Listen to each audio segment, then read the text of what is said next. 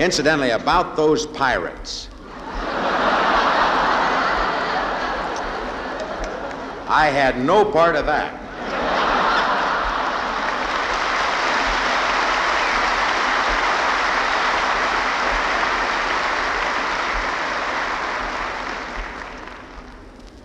I do have a little outfit that's hanging off. They're getting ready off Catalina. We're going through Operation 5 down there. We don't plan to take the Balclutha, merely look at it.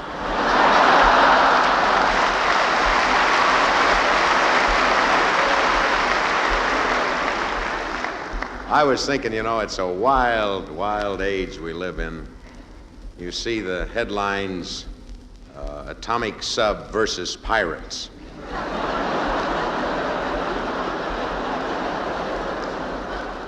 And they criticize sick comedians. What is sicker than that? You see, I would like to believe that here is this great luxury liner. People in black tie, actually first class, second class, they're in Robert Halls, and third class, they're just, playing a banjo and talking to a goose. But they do a lot of wild things when you're down in the bilge, But I would just like, I hope, as I say, that when this whole thing comes out, apparently everybody's upset about it, even the president, as to what's going on. This just every day in the papers, they're getting closer together. Imagine the guys in the submarine. Look at that. Seeing a four-masted schooner, would throw you a little. But I can see these pirates going over, boarding the luxury liner, people playing games, cribbage, singing and having a little juice in their compartment. And seeing these clowns with sashes on, beards, Look alive, matey, I want your jewels. Take off with all that stuff around your neck, miss. We're gonna take this and bury it somewhere back in the Caribbean. You can see the captain. Señor, no comprende. Never mind, mate. You're gonna look alive now. Lash him to the yardarm.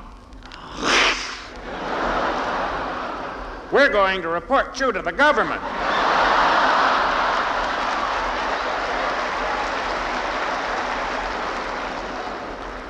And then for a commercial value, they pour a little Morton salt, on it.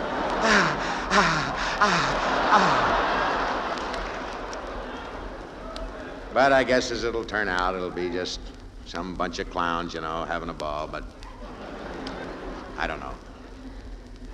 Well, it's a wild age. I think we all agree in that. It's funny, I was mentioning to somebody the other day about most of the shows on television are cowboy shows. Now, I like cowboy shows. I just don't like 16 of them in a row. I have nothing. I would love to have been a sidekick to some guy, You never get the girls, but you sure get to look hard at them, Hi, Miss Kitty. How are you? God love you. Here's Miss Kitty, and he's always making coffee for the marshal. Well, Chester, we got a job to do. Okay, whatever you say, Mr. Dillon.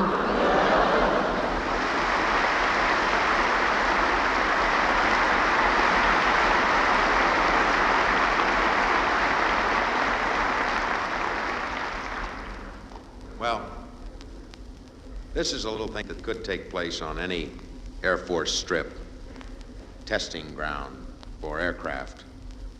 And there's the senator, there's the pilot, there's the designer, and one other fella. And the conversation goes something like this. Well, Senator Winglow, we've certainly got a wonderful day for the X-2-100. Don't you agree, sir? I certainly do. I just hope and pray that this is going to be successful. The American people are waiting. All right, we don't want any big message, Senator. This is our designer, Willard Cratchlow. Willard, would you come over here and Senator Willard? I think it's really going to work. They're just a few frightening problems I haven't been able to solve. One, I just can't get the nose cone to work. And half of the panel isn't finished, and some of the wheels don't. Oh, geez, All right, never mind, Willard. What's the matter with him? He's some kind of a sissy. No. Stuck on a drawing board 18 hours, you get that way. This is our pilot over here, our test pilot, one of the best at the base, Speed Davis. Speed, come on over. Senator, Speed Davis, our top man. Hello there. Nice-looking boy. How's it going, Senator?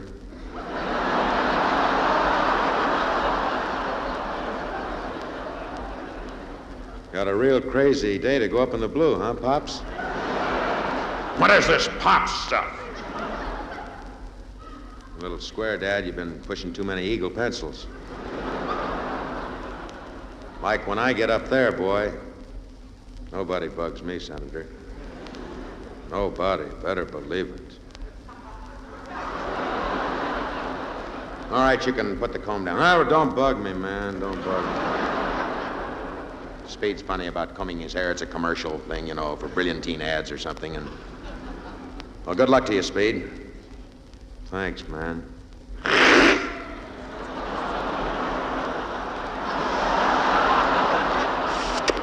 Should be a crazy day, man. I think this thing is gonna go. It isn't ready. It isn't. Get it back. Get back.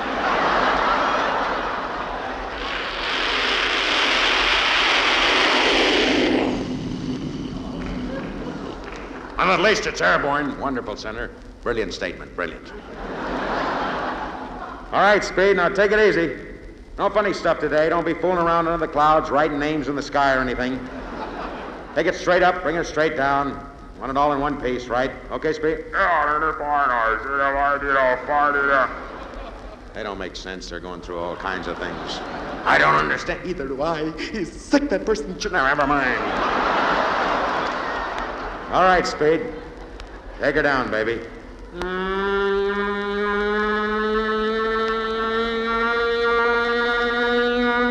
It isn't ready. It isn't ready. Get away.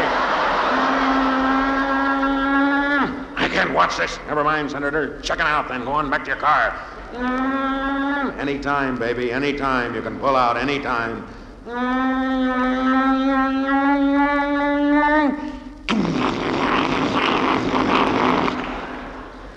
Stand back. Stand back. Let him walk away from it. He'd want it that way.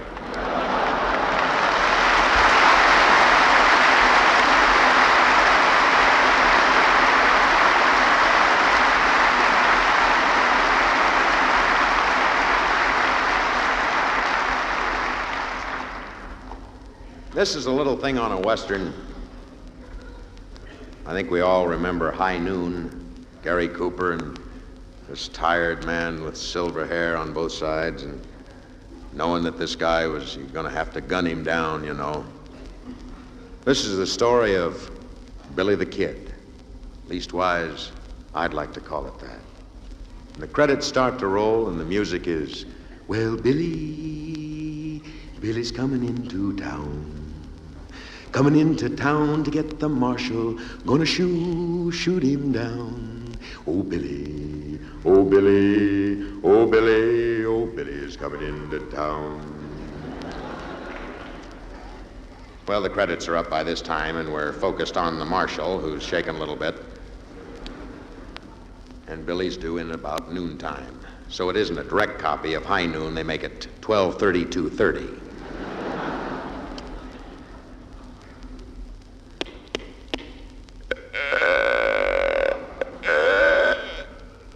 Afternoon, Marcia.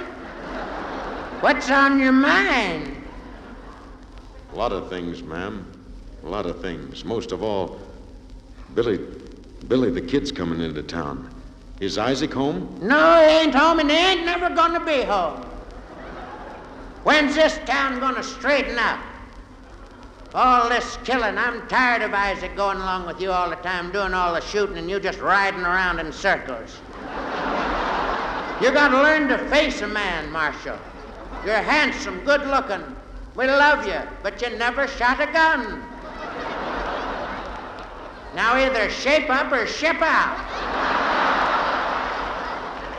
I know what you mean, ma'am. But it's my hand. I had it stepped on by a herd of steers here 5 years back. Ah, gee, let's hear all about it. Well, he ain't here, Marshal. I think you made that abundantly clear.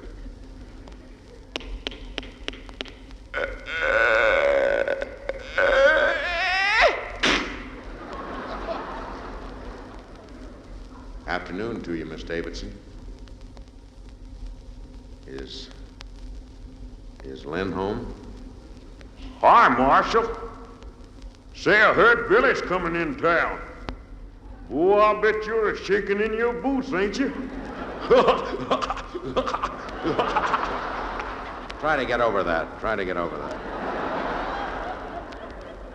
Being you never shot a gun, be a real test today, Marshal. I wouldn't want to use you anyway. Make too much noise in the alley. Never mind, Len.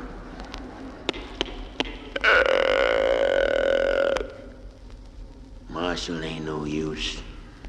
Might as well give it up. Billy's gonna kill you. You just don't stand a chance, Marshal. Very encouraging. So long, Ben. Well, Billy's coming into town. Gonna shoot this marshal down. Gonna hang him to a tree. Then maybe he'll hang me. Oh, yeah, he's coming into town. Coming into town.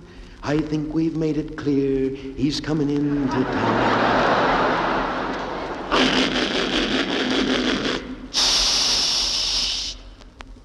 Junction City! Junction City! You can get off now, Billy. Well, it's been a long time, Billy. A long time. Sure hope and pray to God this hand works for me. I sent you up. Now I gotta gun you down. Hate to have to do it, Billy. You got me shaking pretty bad. Billy, I wanna...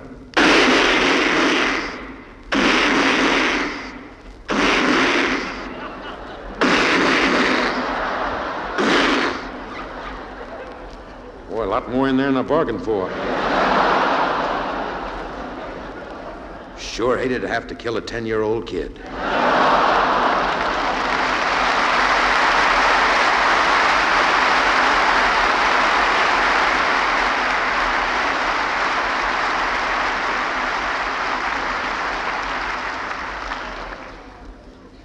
This is a scene of 3 people who have spotted a flying saucer, or seen one, and the announcer might say, with his little microphone and portable unit rolling, "Ladies and gentlemen, there are 3 people here in the area who have seen or think they saw a flying saucer.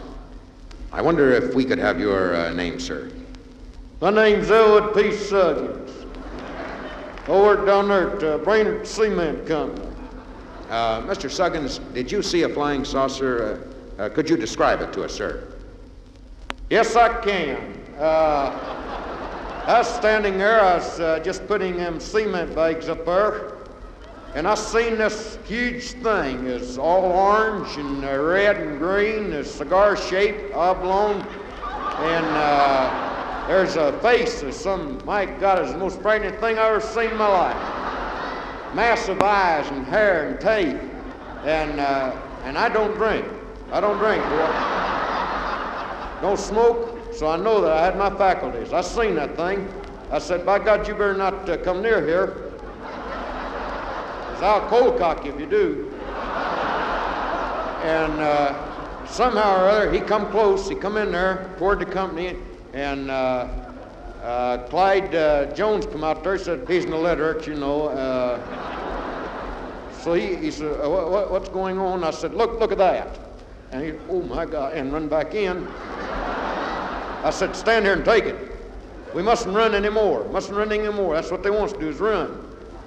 I said, get out of that machine. And the thing just went in and out, and it's terrible. Well, it singed all my clothes, the hair on my hands, you can see that. And I've got nothing to prove other than what I've seen. I wish to God I'd had a camera or something, because everybody's saying, you're a kook. By George, I'm no kook. I'm not kidding. I'm a lot of things, but I'm not a kook. I'm home every night, and I get 12 hours of sleep, and that's the reason I'm getting fired. But, Well, thank you very much, Mr. Suggins. And now we'd like to talk to this lady here. Your name, please? My name's Maud Fricker.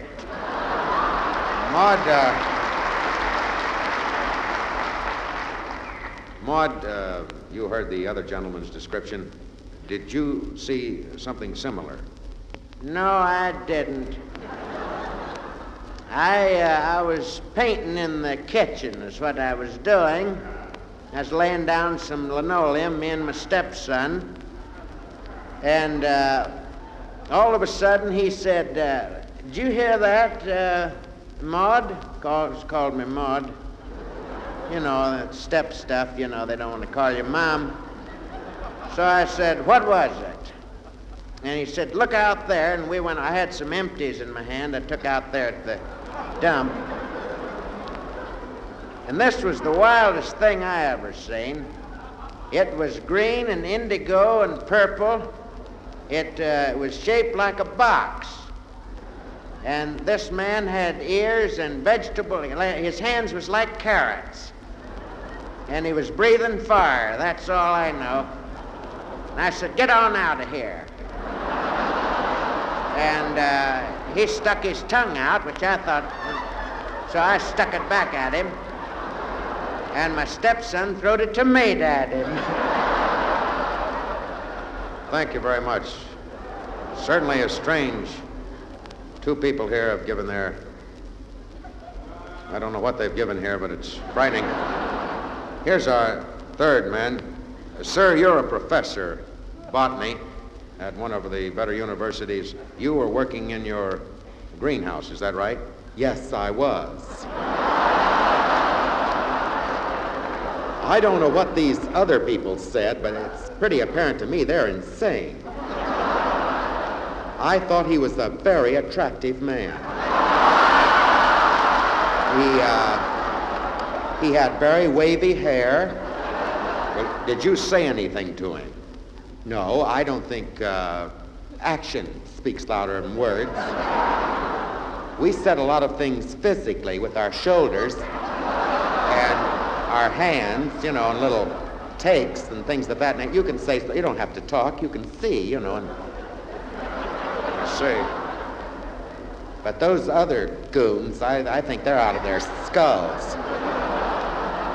No, as a matter of fact, he circled, I was out there just sprinkling my poppies. And I love them. They're just... and when they turn to seed... oh. Well, we don't want to get into that. I know you don't. It's my place.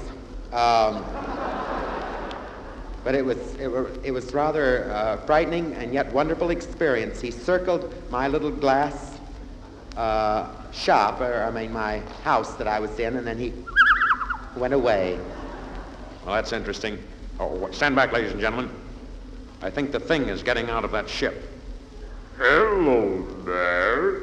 My name is Rollo the Robot. I'm from outer space. I won't hurt you. I hope you won't. We're Americans. We're friendly. We got enough people against us. Look, is there anything we can do for you? Yes, as a matter of fact, there is. I'd like a girlfriend. I see. Well, we have a number of electronic companies. I don't know them right offhand that are working on all kinds of things. Silly, he can come. Never mind.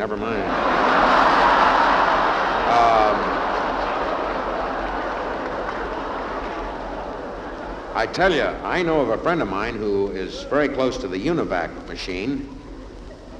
I don't want a brain, I want a body.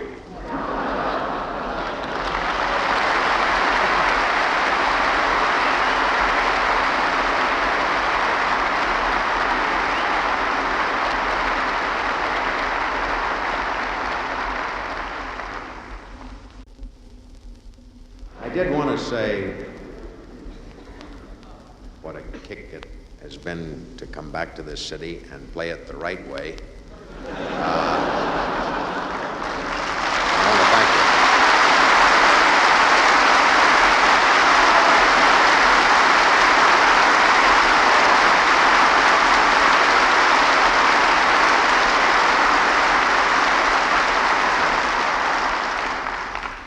You San Franciscans have got a swing in town.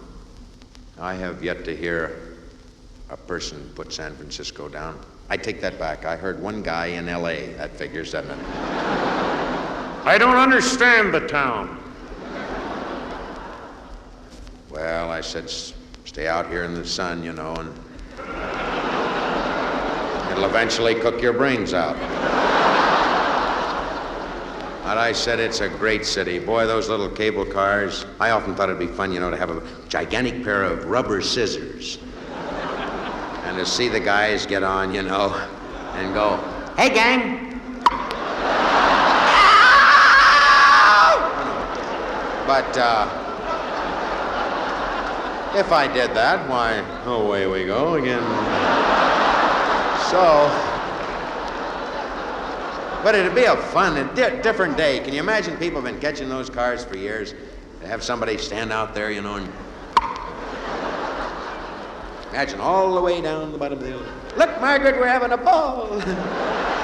Little people, look out, boy. There'll be always some clown, look at that.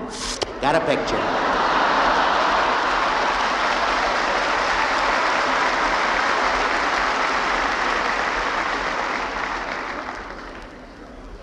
I spent a lot of time in Union Square, just sitting in the park.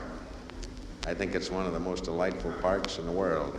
Our Central Park in New York is a little worn away. You get 8 million clowns pushing their Florshimes across that stuff. It's got to happen. But this is a beautiful city. I'm not going into a long thing because people say, all right, we know that. Get on with it, get on with it. Or they think I'm some kind of brownie, you know, or something. So, but I mean it sincerely. I love the city.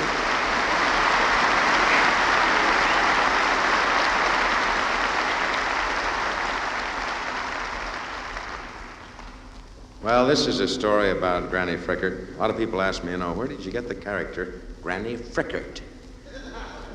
That last name you don't play with. But that's why I took it. Just enough, so you don't, you know, cared enough to send the very best.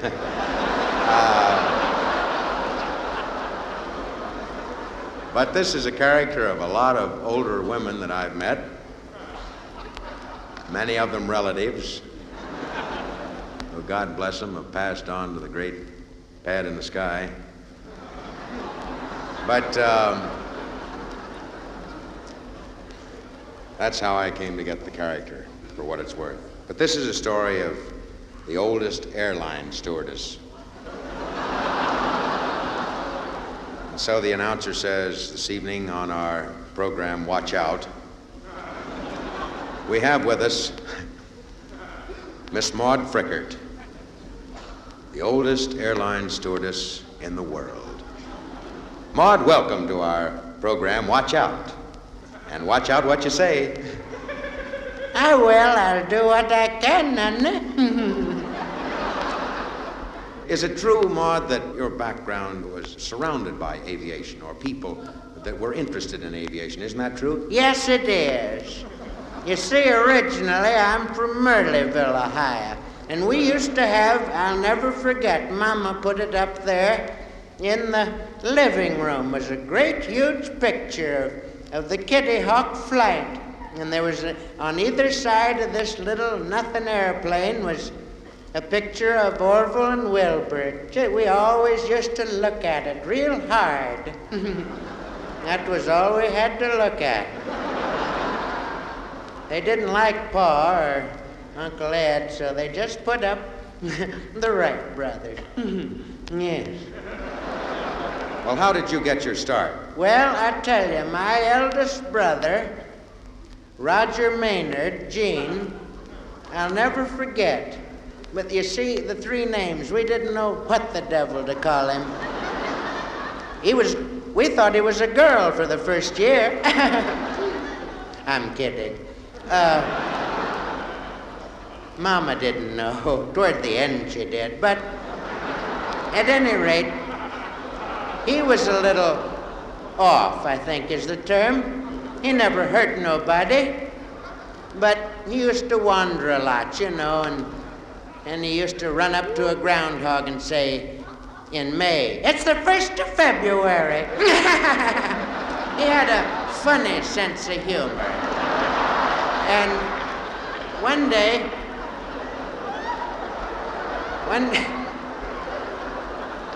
day he said to me, "Maudie, I'm gonna fly.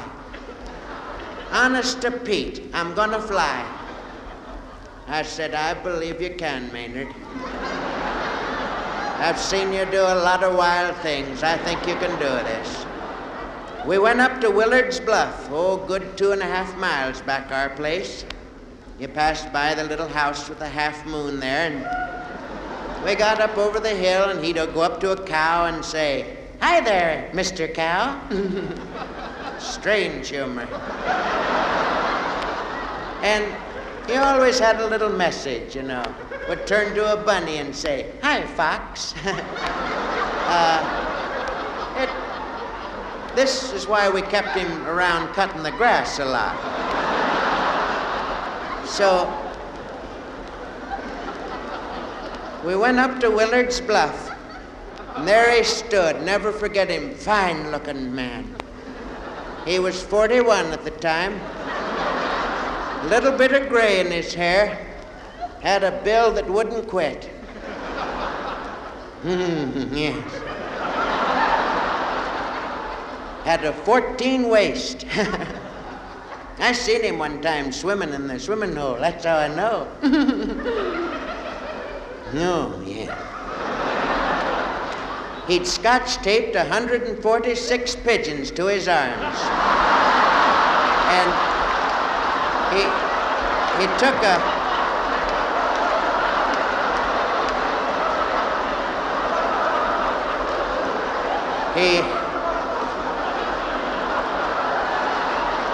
He took a...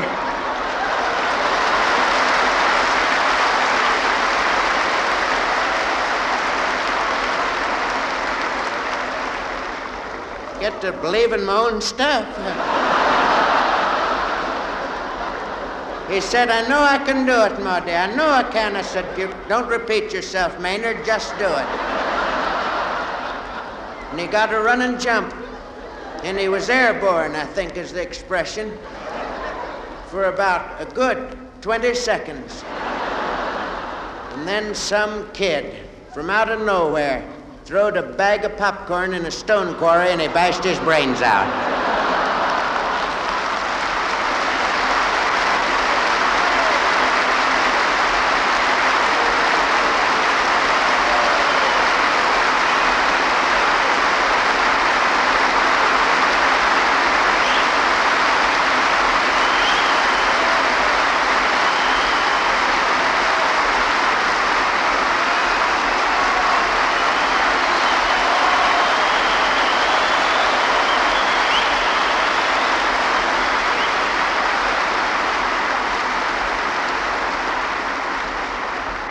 A big thing that's going through the air and around the world today is, of course, psychiatry.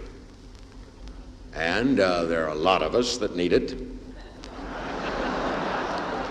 But here I thought was kind of a funny situation. Imagine a child psychiatrist about 7 years old who is brilliant, graduated from Johns Hopkins when he was only 4.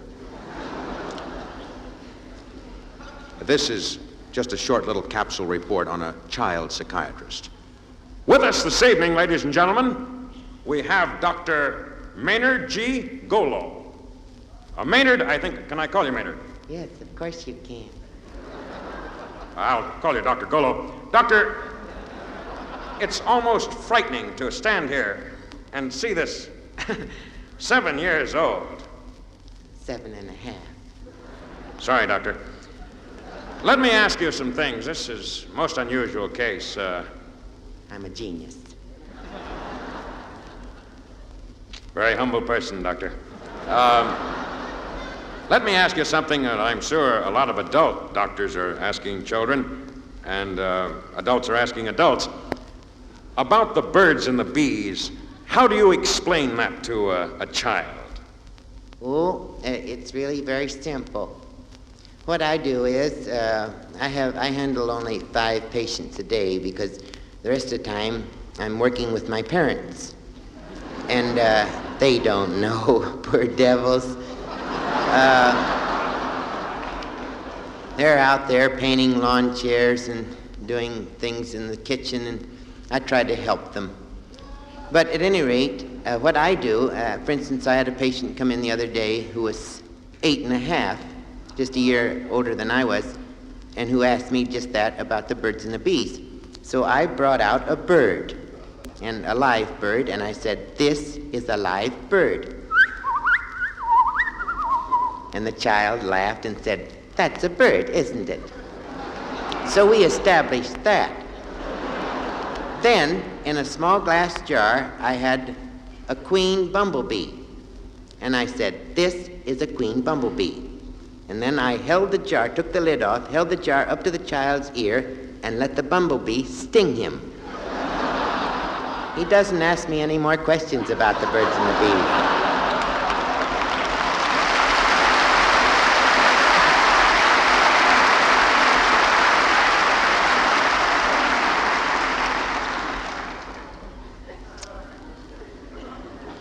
This is a little scene. From time to time, I go in defense of the animal. I did a little bit some time back called Hunting is Seen Through the Eyes of a Dog. And I did another one called Fishing is Seen Through the Eyes of the Fish. And one day I was driving along the Pennsylvania Turnpike, and I had my family in the car, actually. If I didn't, I'd have been in trouble. So I was in trouble anyway, you know, with the kids have their hands over your eyes. Daddy, can you see? Not now, honey. They make it they'd love to play wonderful games at 65 miles an hour. And my boy is making funny faces and bugging a cop in back of us. And I wonder why we get stopped. Tell that kid to cut it out. I never forget, speaking of cops, one time I got pulled over, and a number of times. It's a funny thing, you know, they never say, it's always, "All right, pull over." it's never, how about over in there? Which I think would be kind of original, refreshing, you know, let's hide behind the billboard. That's so hard, you know. Pull over. Did you ever have that feeling, I can outrace him? It says 110 on this thing. I've been doing 50 most of my life. Why not go 110, 120? Break it. And if you stopped, the clown goes all the way over you. But, you know, those things rush through your mind, but you pull over, you know, because if not, then you really... I don't care how tubeless those tires are, boy. When that clown shoots them, you slow down real fast. Well, this guy pulled me over and he said, wonderful line, "Where's the fire?" And I said, "In your eyes, officer."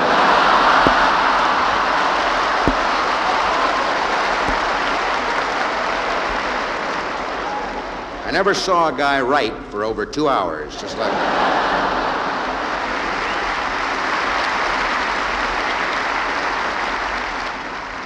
But this is a little story about a turtle. Just an ordinary box turtle. You see them, they're dark brown with those yellow markings on the top, sort of red like eyes. And this is the story of a turtle that's trying to cross a turnpike. The situation is he hasn't seen his girl in 25 years. And you know, it's the thing that's really bugging him is that bunny that beat him in the race. But he's thinking about that girl, a little mud turtle, and she's on the other side, and he can just barely make her out. And these are the thoughts of a turtle while crossing a turnpike. This is what I think he'd say if he could say it.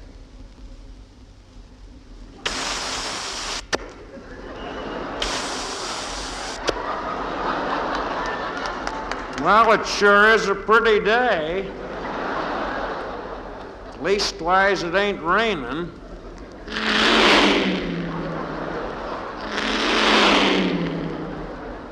Them semis, they just never let up.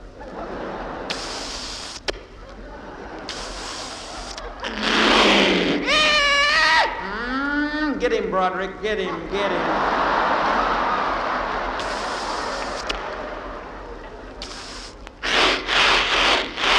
Motorcycle set. Never could understand them fellas. Boy, if I can just make it to that double line.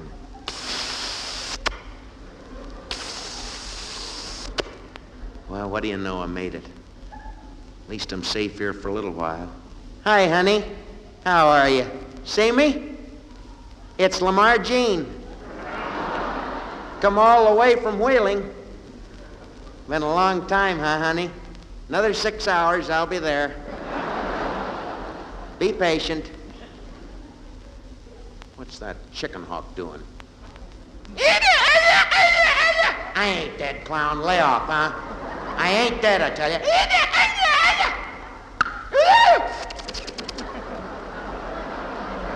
Told you I wasn't dead. Boy, they got bad breath.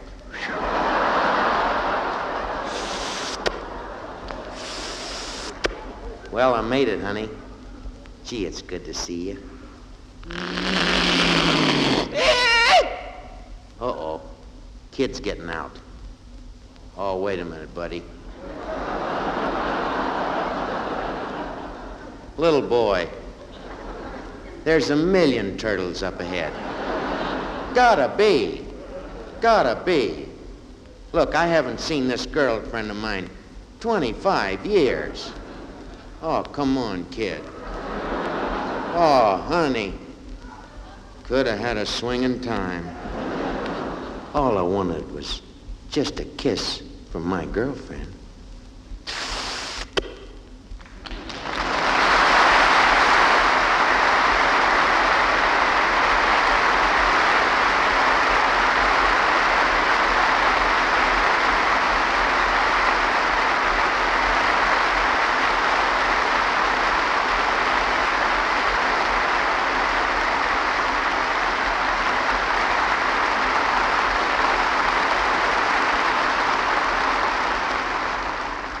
Thank you.